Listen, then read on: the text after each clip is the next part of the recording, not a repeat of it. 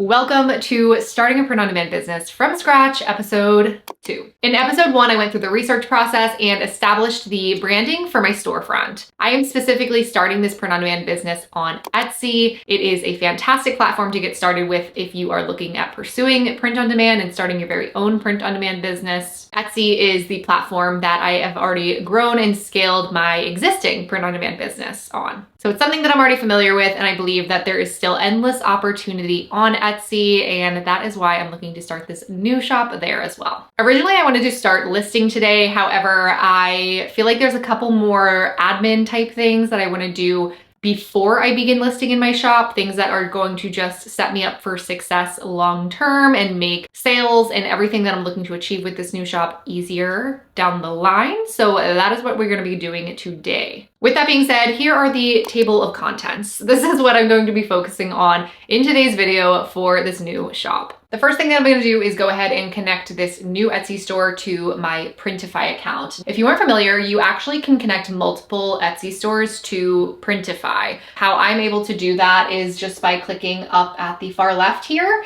I can see a list of my already existing stores that are connected. I have 2 that are connected. One is my original shop, and then the second is my mock-up shop. What I'm going to do is just click add a new store. There's actually tons of different things that you can connect to Printify.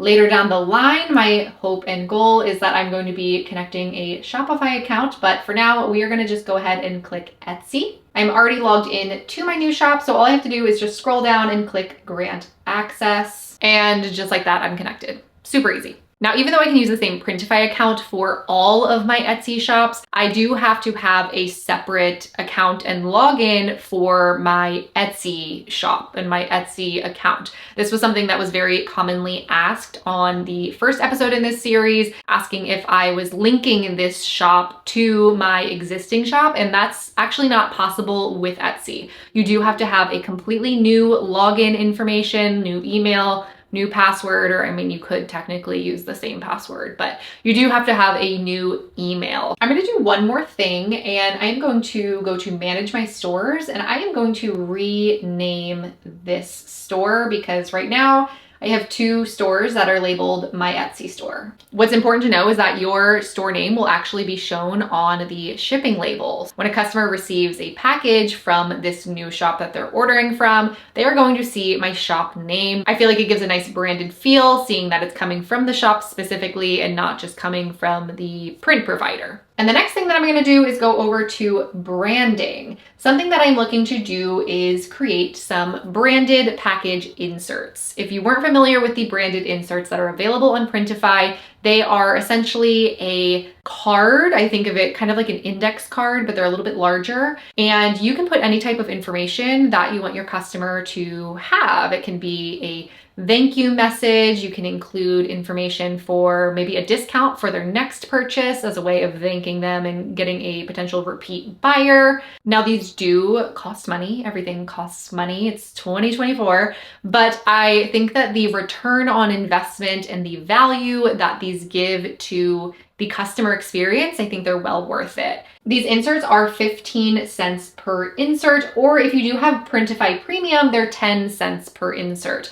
I do have Printify Premium. If you don't have Printify Premium, I will put a link in the description for you to get started with Printify or try Printify for free. Printify also has the ability to add a custom neck label. This is specifically for your apparel products. I think this is great if you're looking to establish a really solid brand and you're selling apparel items. I am not going to be selling apparel. Not immediately, at least. I'm looking to start with different product types in this new shop, try to mix it up, try some different things. So at this time, I am not going to be experimenting with the neck labels, but if I decide to add in some apparel items later down the line, then you'll be the first to know. And if I use neck labels, you'll also know. For now, I'm going to get started with the package inserts, and I'm going to make a note of these dimensions. They are 6 by 4, and I'm going to jump into Canva so that I can go ahead and create these. As I mentioned earlier in episode 1, I already went ahead and created the branding. So what I'm going to do really quick is just download my logo. This is a sample logo. This isn't the exact logo for the shop.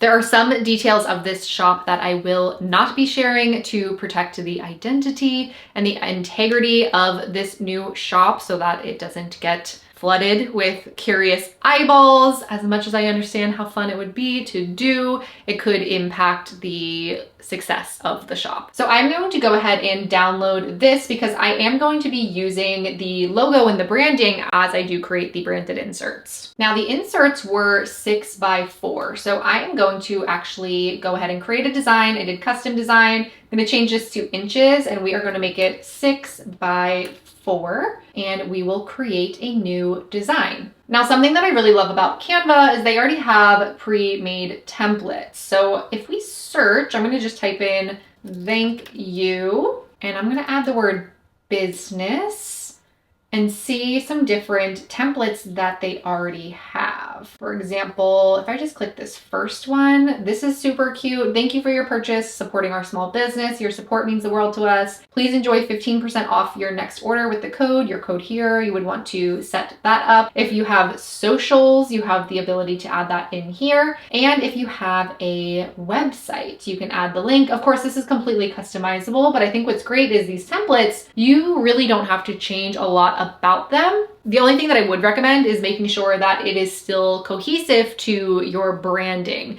I have already determined my brand colors and I've already determined one of my main brand fonts in my logo. So I would want to make sure that I am reusing those same elements in my branded insert so that it feels cohesive to my storefront and what a customer's experience looks like in my listing, all the way to them physically receiving the package that they purchased from the store.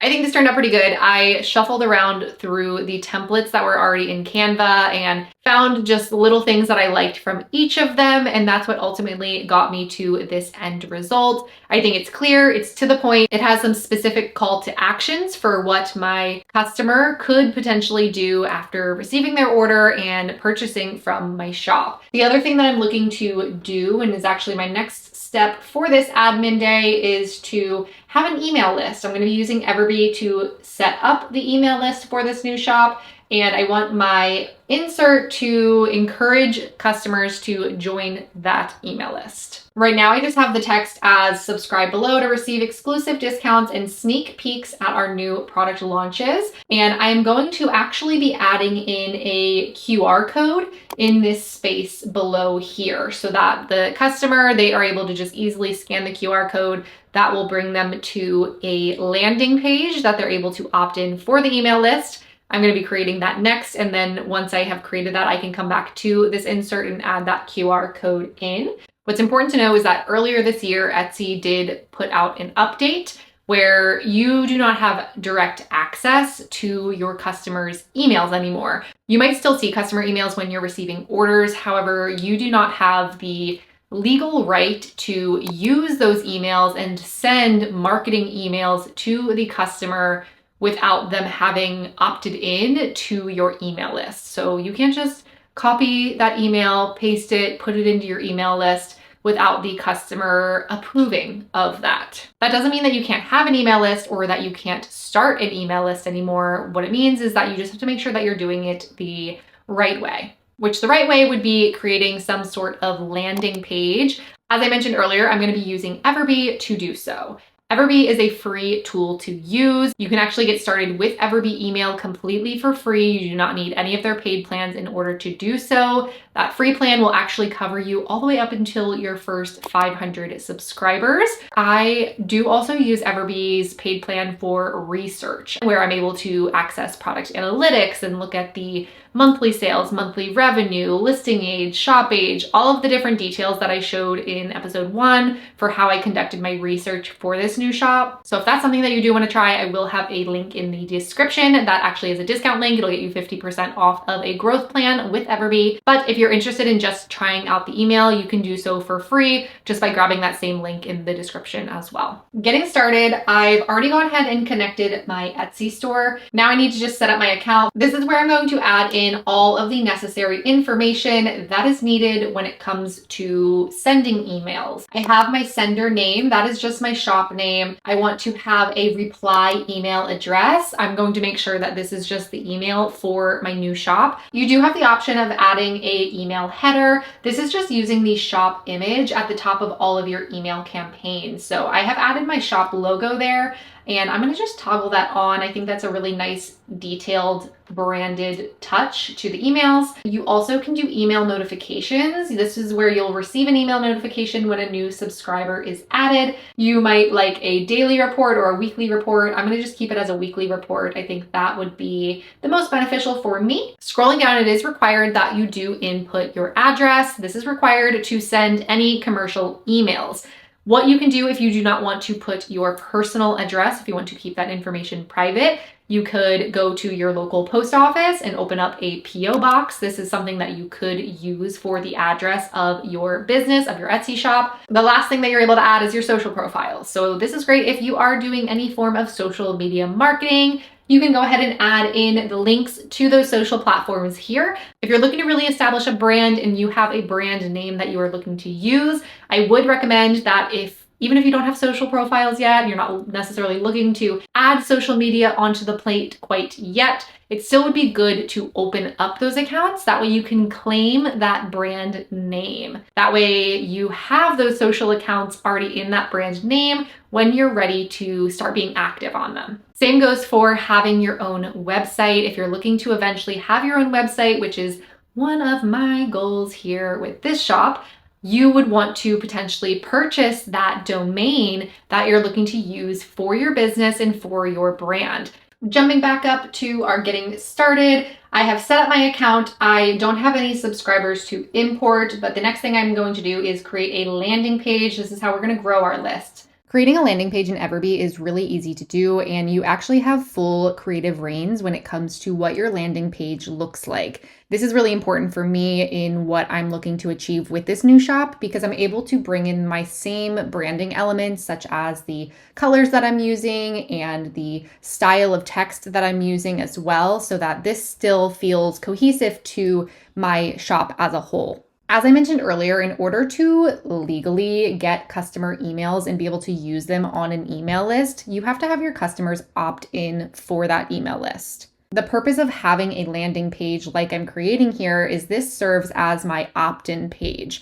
This is the page that I'm going to be directing customers to if they're interested in joining my email list. The incentive in joining my email list will be a discount code as well as exclusive discounts that I will be sending out to my customers on my email list later down the line. After I finish up with this landing page, it will provide me a link, and that is the link that I'm going to use to create the QR code that I'm adding to my branded inserts. This is what the final result looked like. Clear, simple, and to the point. That's really all that's needed for a landing page, so I'm pretty happy with how this turned out. I feel really good about the progress that I made for the shop today. I feel setting a shop up for success, having a really strong foundation by doing the research, establishing the branding, setting up all of the back end type things like my branded inserts, my email list. All of these things are the foundation that my shop is going to be able to grow upon. And without a solid foundation, do you really have a strong house? I don't know if that analogy makes sense, but that's what I have for you. So be sure to turn on the notification bell for the next episode in this series, as I am going to start listing and launching products in this new shop, which I am so excited for. As always, I hope you're having a wonderful morning, afternoon, evening, wherever you are in the world, and I will see you in the next one. Bye.